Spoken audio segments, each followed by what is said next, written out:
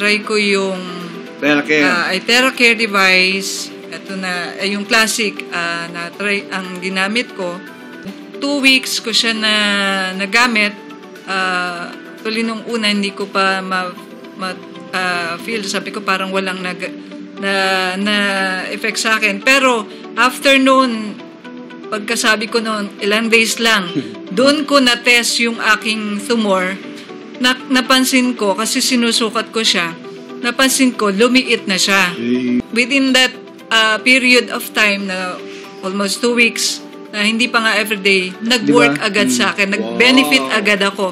So, yung aking tumor, nag-lessen agad so lumiit, tapos, yung sa baga pa, diba, sabi mo, yung baga, medyo naapektuhan na siya dahil masakit na balikat. Yun, nagkaroon din ako metastasis sa baga. Ngayon, wala na akong nararamdaman na sakit sa aking baga.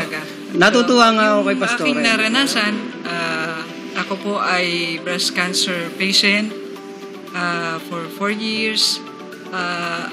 Nag-undergo po ako ng chemotherapy, oral therapy, ozone therapy at stem cell. So, nag-inom po ako ng stem cell at other medicine, so herbal medicine, at even mga radiation therapy naranasan mo? Radiation o chemo lang? Chemo. Ilang session po ang chemo naging? Naka-undergo ako ng 15 session. So just imagine guys, so 15 session, magkaano po ang budget, no?